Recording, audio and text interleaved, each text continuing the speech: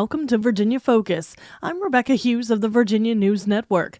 If you pay insurance premiums, you're already a victim of insurance fraud. This is why insurance fraud is not a victimless crime and why it's often treated as such a serious crime. The Federal Bureau of Investigation reports the total cost of insurance fraud is estimated to be more than $40 billion per year. In Virginia, several types of insurance fraud are classified as a felony. They can result in up to 20 years in prison, a fine of up to $2,500, or both. In many cases, the fines and prison times are much higher based on the number of charges.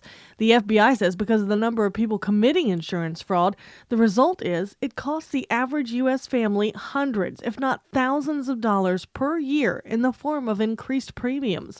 The Virginia State Police believe that together, through education and accountability, we can reduce the number of insurance fraud cases and lower premiums in the Commonwealth. Let's learn more by talking to someone with the VSP.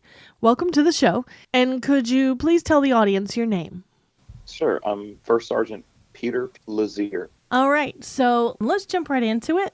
Today we're talking about your new campaign for your insurance fraud program. First off, tell me about this program and the history behind it. Sure. Thank you for having me. This is the insurance fraud program for the Virginia State Police, and this was created in 1999 by an act of our Virginia General Assembly. And so it's actually codified now. So the code refers to the Insurance Fraud Fund, and the General Assembly has that administered by the Superintendent of State Police. And the money for that fund actually comes from 0.05% of the total gross premium income from the previous year's property insurance. So all Virginians pay just a little bit to fund the insurance fraud program. And what that equates to is that Virginians pay about $15 billion in total premiums each year, which is kind of a staggering number. So a very small portion of that comes into this program. And our task is really to provide training to law enforcement to identify insurance fraud and investigate it. And then, of course, educate citizens on how to identify and then report insurance fraud. Okay, that seems pretty straightforward. So let's talk about what types of fraud are involved in this. So there's really three categories that the Virginia State Police investigates, and there are many types, and I could touch on a few others, but our biggest category is property fraud. That's probably over 50% of our cases, and that's really where someone overstates the amount of damage to their home or car or other property, even their cell phone. There's insurance policies for those. And so a classic example of this is when your house burns down and you claim that you had things in the house that you really didn't. You say you had 25 flat screen TVs, you had expensive jewelry when you really didn't. Really the second biggest category we see is casualty fraud, and that's where someone will fake or exaggerate an injury in order to get money from an insurance provider. And this is where we have a problem with staged accidents where people claim they were in a car or injured during a crash. You see a lot of videos of fake falls where people are obviously faking an injury, say in a grocery store.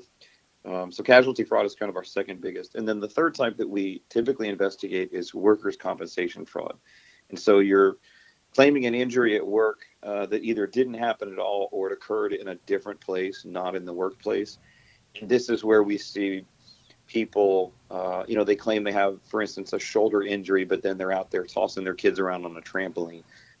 So these are all criminal offenses in Virginia, and it falls under a code section called obtaining money by false pretense. So if that person receives any type of money from an insurance company and it's proved to be that claim is false, then they can be charged with a felony. There are other types of insurance fraud, such as rate evasion or application fraud, where you basically lie to an insurance company to get a better rate. The courts have ruled that that's not a criminal offense in Virginia. It's certainly a moral offense, and you could be essentially banned from the receiving insurance here in Virginia if they find out. But those are the types of things that we won't necessarily open a criminal investigation on. So really property fraud, casualty fraud, workers' compensation fraud, they keep our agents very busy across the state. Okay, and I mean, I would call those crimes of opportunity almost, wouldn't you? Absolutely. And I mean, if you look at the numbers, we get about, well, I should say that every insurance fraud, suspected case of insurance fraud, is required by code in Virginia to be reported to the insurance fraud program. So we receive about 2,400 referrals at my office each year, and those are disseminated and vetted by my office, and that ends up with about 1,300 cases that are potential fraud, and then that goes out to our about 2 dozen insurance fraud special agents who are state police investigators across the state. So last year, for instance, we of those cases we initiated 655 investigations. So for 25 agents, it's an extremely busy unit. And last year alone, we had over $8 million in attempted fraudulent claims. So the numbers really add up. And in fact, for Virginians, it equates to each Virginian paying about $1,000 extra in insurance premiums each year just to cover this type of fraud. You're talking about it averages out to about $20 million a year that fraud takes place. It's really, really ridiculous. Wow, that's a lot. Yeah, Like yeah, more it than is. I expected. Yeah, and when you realize that it's taking money out of your pocket, that's actually what our upcoming advertising campaign is kind of focusing on. We're going to take a little bit of a humorous approach and try and overcome some of the apathy that people have towards insurance companies. I think the general consensus is that we all pay a lot for insurance, whether it's our vehicles or our homes or our health. And so we often hear people say, well, I pay so much, I should get that money back. And unfortunately, in a lot of cases, it ends up being a crime. So we're going to take a little bit more of a humorous approach and launch a campaign where we're going to we're going to show ordinary people and explain how they're actually thieves and say, your grandma might be sitting there with milk and cookies, but in reality, she lied to her insurance company, got a free roof, and now she's a robber. So just trying to make people aware that it's not okay to do this and it's actually a crime. Right. Right. I mean, and, I think everybody's thought about it. You know what I'm saying? Like, it's almost like winning the lottery. Everybody sits and thinks about what would I do with that kind of money. You know what I'm saying? Unfortunately, my own family members have come to me and said, well, my car got damaged on the front end, but I have this old dent on the rear. So I'm just having the insurance company fix that at the same time and just throw it in. And I have to point out to them, you realize that's making a fraudulent claim, right? You're actually committing a felony. And then, so again, we're trying to increase the awareness of the program. We did a survey a few years back and it indicated that Virginians are not predominantly aware that these types of things are actually a crime. It feels like a victimless crime, but it's really not when you think about it. It's costing each of us $1,000 a year. Right. Right. So if people were to I know it's never going to stop, but let's say they cut back, pretty significantly, then that would in turn lower interest rates or taxes. Which one of those is affected by this? Well, really, it would come down to if the insurance companies were so motivated, if they had to spend less money covering fraud, then they'd be able to be more profitable, which hopefully they would pass on to the consumer and reduce your insurance rates. So overall, your cost for insurance would go down, is the hope.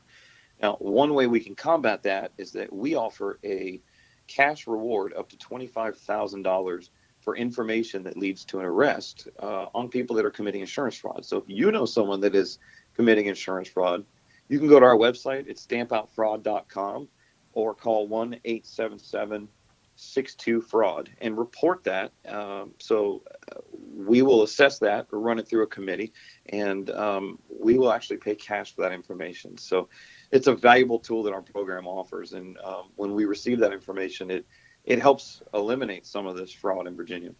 Now, does the person basically snitching, are they protected from whomever they're snitching on? Because I know that's always a concern in Sure. pretty much any Yeah. situation. Our office keeps things. It is impossible to stay anonymous because we're literally delivering cash to your hand. Right. But we can keep it confidential so that your identity is only released to the necessary law enforcement members. The court system has a lot of protections in place if there's danger to someone. We have an incident where someone actually set their phone down and video recorded another person confessing to all these crimes. So they put themselves at great risk and knew that this person was violent. And so, of course, not only did they receive a higher cash reward, but we were able to protect their identity and still pay them, but use that information. Wow. That's amazing too. I mean, that takes some serious bravery. It does. It does. And so we're not asking anyone to put themselves in harm's way, but sometimes, in these day and times, law enforcement cannot be everywhere. We cannot see everything.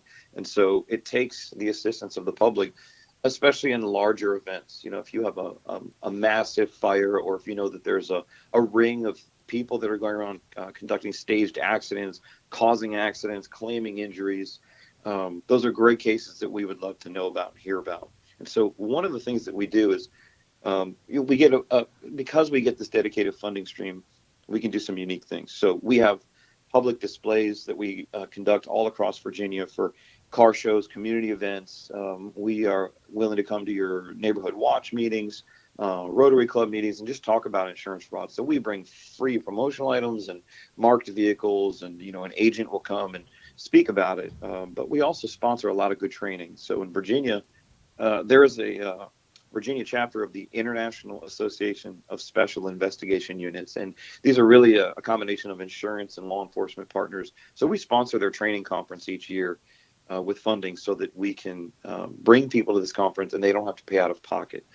And then another unique thing that Virginia does is we sponsor an insurance fraud red flag training. And this is where we bring our prosecutors together with our insurance people and officers and detectives. We put them all in the same room for a week, and we conduct some training on how to identify insurance fraud, what it looks like. Our topic in 2023 is going to be arson and identifiers of fraud and that. And so bringing all those facets together opens everyone's eyes, because a lot of sometimes our Commonwealth attorneys or prosecutors, they aren't even familiar with insurance fraud in a lot of cases. So everyone gets educated and realizes, oh, this is a felony, it's a crime. So I'm just excited about the things that we can do with our funding. Yeah, and I personally am excited that about your topic for 2023 about arson, because for the longest time it was considered the perfect crime, because all the evidence got Sure. burned up. You're exactly right. The longer an arson continues, the more evidence is destroyed. It's very different than a homicide or an assault where the evidence is hair, fibers, blood are created during the crime. In arson, if it's left to burn, there's very little left. So a lot of those cases are solved through old-fashioned police work, interviews, combined with newer technology, search warrants for cell phone data and Facebook. And, when it comes right down to it, this is an investigation like any other, whether it's a homicide or an insurance fraud case. Our agents are equipped to follow those leads and hopefully bring that person to justice. Okay. So, like you said, I mean, you've even had family members do this. What do you tell a person when they see this opportunity to essentially commit a crime that they don't think is that big a deal? They think is pretty harmless. What kind of things do you say to, I mean, do you just educate them, or are there Yeah. anecdotes you give? Sometimes we use the slogan "Stamp Out Fraud." That's why our website is stampoutfraud.com, and it's kind of a visual to remember that we're trying to eliminate this. And so it really comes down to morality. It's a difficult crime to detect, undoubtedly, and it takes a collaboration between the insurance investigators and the state police to really to fully investigate these crimes. So when I'm facing someone that says, well, what's the big deal? What's the big deal? Then I say, well, what's the big deal with taking a candy bar from 7-Eleven? What's the big deal with taking an iPhone off the table at Panera? It's a crime, and it's taking something that you're not entitled to and that you don't have any ownership of. And so when you put it in that framework, then they tend to open their eyes. And our job is to make people think, this is a crime prevention program. We're trying to prevent insurance fraud. So we love having those conversations. So when we're out at NASCAR and we have a display in the vendor area and we're talking to people, we hear these anecdotal stories of people that either did or admitted to us, or have a family member that inflated a claim. And again, a part of my job is to overcome that apathy of the insurance companies don't deserve it. Yes, they are a business that's there to make a profit. I recognize that. But so is Walmart, so is Target, so is Wawa. It's like we have to really remember that it's not a victimless crime. And in the end, we're all paying for it. Right. And that's what I was about to say, too, is, I mean, when it comes to things like gun control, no matter where you stand on that issue, everyone agrees that felons do not need guns, right? But Sure. felons still get guns, even though That's right. it's illegal. And so, yes, you're filing this fraudulent claim, and it's illegal, and you might even get away with it temporarily, but it's still just as illegal as that felon with a gun. You know what I'm That's right. saying? Yeah, illegal is illegal no matter whether it's potentially violent or what you Right. think is victimless. I love that. Well, you think of something simple as speeding. Just because you're doing it doesn't make it right. It's still illegal, and there are those of us that get caught doing it and end up with a traffic ticket. So Yeah. there are people that get away with insurance fraud, just like there's people that get away with homicide. That's why I say that law enforcement can't be everywhere, but by golly, I'm doing what I can to combat that. That's my job as the program coordinator. Right, right. And you said there are 24 officers roughly that Yeah, we've got handle about these? 5 special agents spread out across Virginia that handle these investigations. That's their primary job duty. They're funded through the insurance fraud fund. So we give them all the training and equipment and tools necessary to do that.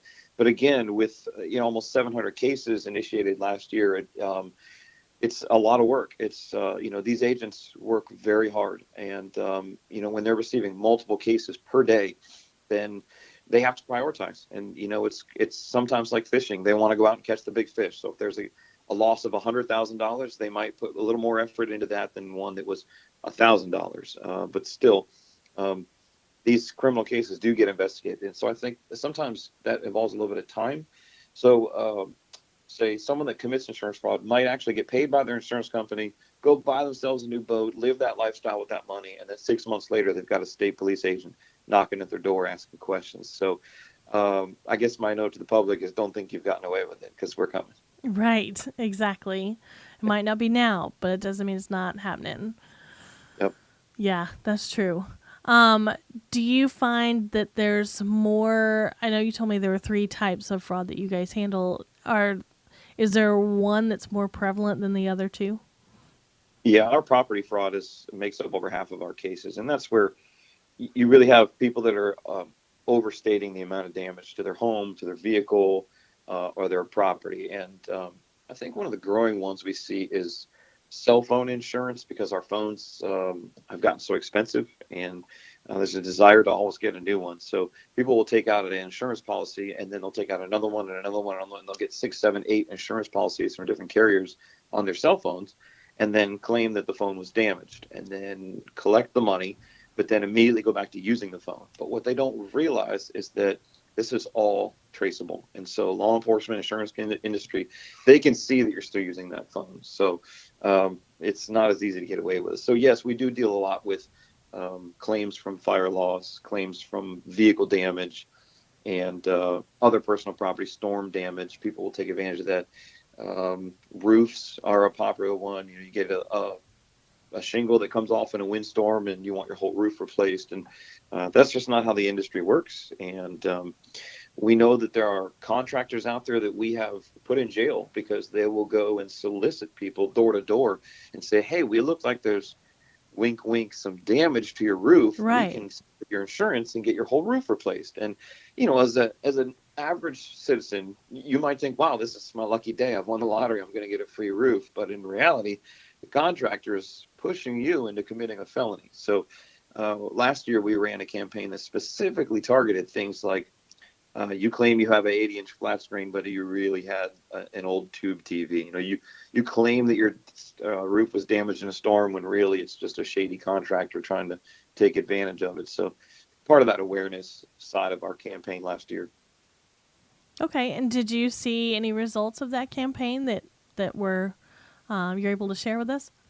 Yeah, absolutely. From 2020 to 2021, overall there was about a 20% decrease in the number of insurance fraud cases. So we'd like to think we had a hand in that. Yeah, for sure. That would be awesome. Yeah, It sounds like you did. I mean, that just I hope doesn't so. just normally happen, I don't think. Yeah, I hope so. And our marketing firm is fantastic about reaching people through different venues. They have a holistic approach. So, when you wake up in the morning and you open up, your phone, you might get fed an ad for insurance fraud. And then as you get out on the road, you might see a billboard. You turn on Spotify, you'll hear an ad on the radio. You look at YouTube, you'll get fed, one of our commercials. And so we're trying to use a lot of digital media. In some of our other programs, we've even used the gas pump television. There's a lot of ways that we try to reach people and just put that messaging in front of you. And hopefully get, with a reduction like that. And that's why I say we like to think we had a little bit of hand in that. Yeah, I think you did. I'm a little shocked at your cell phone story, only because I only know of one instance of someone, in my opinion, committing this type of fraud, and it was actually one of my children's classmates. Oh, yeah. And they had a family where, in their family, their parents gave them the newest phone, and then the parents kept the old phones. Huh. And they also, new phone had just dropped the previous week, and this child admitted to all the classmates, "I want the new one," and just proceeded to stomp and kick and throw their existing phone so that it was so damaged. Went home, told mom and dad that, they dropped it and classmates stepped on it or whatever. And sure enough, next week they show up with a brand new, whatever was the latest and greatest. Of course, that was years Right. ago, but yeah, I Right. mean, I've never heard of taking out multiple insurance claims like that. Yeah, that was a new one to me as well. That's popped up here in the last year. And it was actually the insurance carriers that brought it to our attention. They were at one of our meetings and shared that information, kind of just for us to be on the lookout for it. But yeah, and I mean, are we going to show up and lock up a 12-year-old for insurance fraud? Not necessarily. That's for one cell phone, no. But when you think about it, based on what we've talked about today, that if that child intentionally damaged the phone to get a new one, then and to intentionally file the claim, then under the statute, that's a felony. So of course, we take it on a case by case basis. Right. So, when a person is convicted of this, what kind of consequences are they looking at? I think the current standard is depends on the amount, depends on the severity, but it falls under felony. So minimum or maximum of 12 months in jail, $2,500 fine. But then as the offenses get multiplied, as they do it more than once, if they make more than one claim, then it adds up. And so, we've had people that have been put away for 15 years, 10 years. Generally falls under what is, called a white collar crime. So that tends to mean that it's not a violent crime.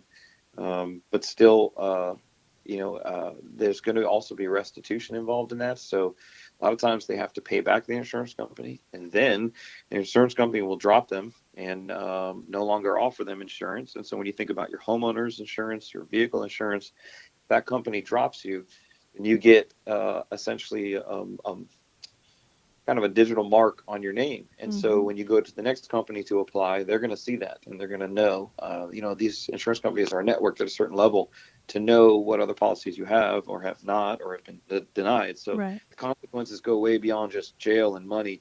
You might have a very difficult time getting insurance on your home or your vehicle after that. And then if you do, it might be through an extremely expensive company, some Right. unusual company. And not to mention, now you are a convicted felon, so that also translates into things like job opportunities. Yes, it does. Yes, it does. And in some cases, your right to vote can be taken away. Your right to own firearms. There's a lot of consequences for becoming a felon. That's a great point. Yeah, so the apathy really needs to go away. And that's our goal. Yeah, yeah, there is. We're kind of advocates for the insurance industry, which is kind of an interesting perspective, especially from the police. But when you think of it at a criminal level, it's a real problem in Virginia. Wow. Now, has it always been a real problem in Virginia, or is it a somewhat more recent problem? Well, I've been in this program for just a few years. So the General Assembly created the program in 1999. So it was a tremendous problem in the 90s. And so, yeah, you're talking about a very long time this has been going on. And I think, like many things, it's about awareness at the current time. And so in the 90s, it was rampant. And so there was enough awareness that they actually put it into the Code of Virginia and dedicated that funding stream. And then, here I am 23 years later, still promoting the program. Wow. That's really crazy. I mean, I know that's probably not that uncommon. I think it's very common. Yeah. And I just as a citizen talking to friends and family, like I shared earlier, if people will drop these little stories and it's my job to now kind of point out, that that's actually a crime, what you just told me. I had a friend say that he had a vehicle damaged on the front end, and he had a wheel on the back, and he said, I'm going to move that wheel to the front so I can get that replaced in the insurance claim. And I stopped him and said, you can't tell me these things. Right. I'm a state trooper and you're committing a felony in my presence. So let's not talk about this, and please don't do that. Yeah. Yeah. Oh my gosh. That's a tough spot to be in too. You have to admit that. But again, I think it's, this is otherwise a completely law-abiding man. So I think it's just that idea that, well, I pay so much for insurance, I should get some of that back. And it's not a savings account. Unfortunately, right. Insurance is what you pay in order to protect yourself down the road for future events. Right. And I think there's a level of, at least I know for me, in my younger years in particular, you hear stories about people who did it and got away with it, and they seem to have never gotten caught. And you're like, okay, that's right. Maybe that will work for me. Yeah, absolutely. And that's true with most crimes. There's always going to be somebody that got away with it. And it's unfortunate, but that's just reality. And so when it's something this prevalent, then there tends to be an attitude of, well, I know someone that got away with it, I'm going to get away with it too. And then hopefully there's a story somewhere along the line where somebody got charged with a crime. Right. And it starts to open people's eyes. Right. So we are almost out of time. I almost always ask this in my interview, so I'm going to ask you as well. I'm just the curious person, and you are the expert in this field. Is there anything that we need to make sure the audience knows that I haven't thought to ask you about? No, I just want to reiterate that, we have a cash reward available through stampoutfraud.com, and those tips can be submitted confidentially. We're available to come to neighborhood and local events. Our agents will come speak with community groups about how to detect and report and identify insurance fraud. And then just look out for us on social media through Facebook, Twitter, and YouTube, and follow us there. And then, of course, we have our new campaign launch, and it's going to have a little bit of humor in it, making fun of how ordinary people can sometimes be thieves. So keep a lookout for that as well. Okay. And if you don't mind, if somebody is interested in having you come speak to their group, how do they go about doing that? Simple. Go to stampoutfraud.com. There's a section right there for public events, and you can request it right through the website. Awesome. And then do you have that phone number again real quick too? Sure. Our toll-free hotline is 1-877-62-FRAUD, which is 37283. 37283. Okay. Well, I really do appreciate your time. I hope that the audience understands the severity of, getting caught committing these types of fraud and the devastating consequences that can happen from that. Hope I've helped educate people today. I hope so too, and I appreciate the opportunity to share about the insurance fraud program. Yeah, and good luck with that. Hopefully what we will hear in the future is that department is shrinking and those officers are being moved to something else. That would be wonderful. That's my hope for you. In a perfect world, we wouldn't exist. Exactly. Exactly. You could be doing other things. That's right. All right. Well, again, thank you so much for your time and for coming on the show. Sure. Thank you for having me. I hope you enjoyed today's show. You can learn more about how to report insurance fraud and the possible rewards by visiting stampoutfraud.com. That's stampoutfraud.com. I encourage you to send me your questions or comments about today's program, or if you have an idea of a topic that you would like to hear about here on the show, you can send me an email. The address is RebeccaHughes@iHeartMedia.com. That is RebeccaHughes@iHeartMedia.com. Thanks for tuning into the show on your favorite local radio station. You can now listen to this show or past shows through the iHeart app or on iHeart.com. Just search for Virginia Focus under podcasts. I'm Rebecca Hughes with the Virginia News Network, and I'll be here next week on Virginia Focus.